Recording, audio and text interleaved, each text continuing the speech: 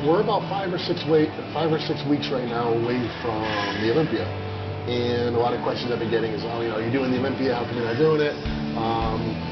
I come to find out I did qualify based on points this year, but I knew way back, you know, when I did the Arnold and I did the Australia Grand Prix, that I was not going to do the Olympia. Reason being, I knew that if I skipped the Olympia this year, if I got up to a decent body weight, that I could go into the Arnold and be more competitive. So far it's playing out well because right now I'm about 290 pounds and I still have a good 15 or so weeks where I can continue to gain. Strength is really good. I know where I need to be, you know, where I need to get my body, where I need to start a prep for it to be a really good prep. Based on, you know, a couple recent preps I've had, I know what I need to do differently. One of the key things was just getting my body weight up higher. This past year when I got ready for the Arnold, it was a decent showing. I don't think it was a spectacular showing. It was good considering the time frame that I was working with. Coming off the Olympia last year, I was actually going to skip the Arnold and do the Olympia this year. So when I started getting ready for the Arnold this past year, I was only about 280 pounds. I was in decent shape, not great shape. So it wasn't the ultimate place to start getting ready for a show. If I could start getting ready for a contest in the mid to high 290s, strong, big, not too fat, that puts me in a position to go into the show really, really strong. That's what it's going to be this year. I'm very, very confident that the Arnold showing is going to be very, very strong. I plan to easily hit close to 300 pounds, if not a little bit above. Not just because I'm shooting for that number, just because I'm sure that that's where it's eventually going to go. Being 290 right now, and I'm just starting to ramp things up a bit, 10 more pounds is really very, very feasible. And the Arnold is going to be a good show, and I'm very, very confident. Today's Tuesday, that makes it arm day. I'm here with my buddy Mark Andrade, who's getting ready for the North Americans. My pal Danny Nocioli, who had a pretty good season this year. Did like 3 shows back-to-back, Color Classic, Atlantic States, Connecticut Grand Prix, Atlantic States. 24, young kid, big kid, strong. He's only 24, so he's still very, very enthusiastic. That's a good person to be around, you know, when you're training. We get together pretty often. Danny recently moved to New York because he's going to school. You know, but whenever we're all around, we all get together and, you know, smash it out.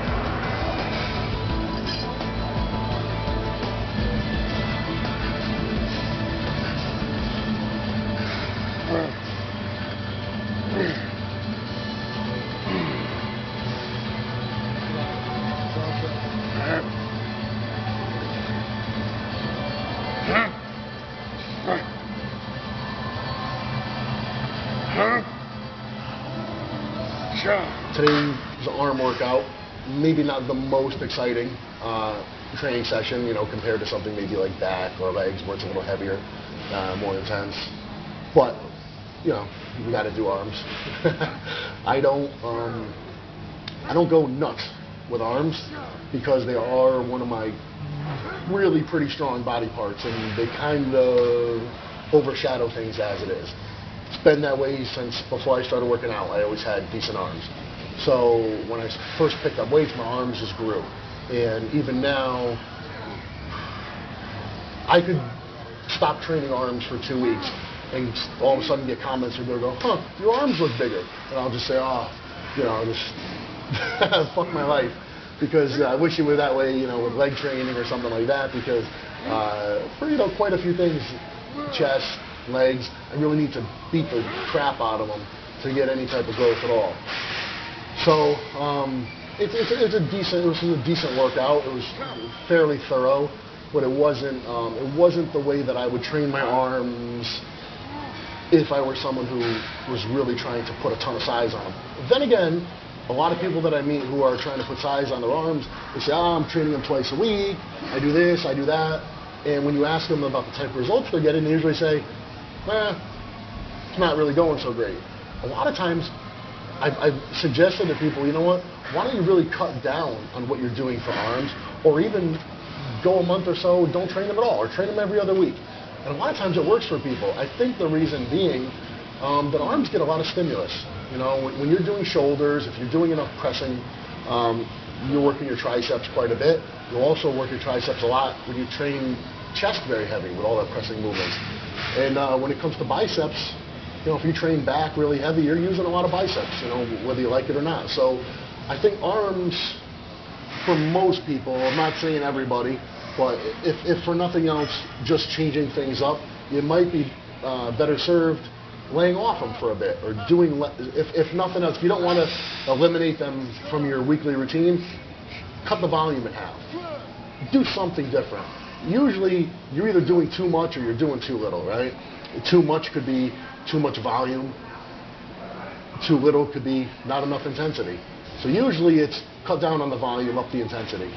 But if you've been doing that for a long, long time, maybe you need a break. Maybe you need to do some volume. I don't know. Usually you just have to do something different because whatever you're doing is not working. So I hope that helps at all. Yeah.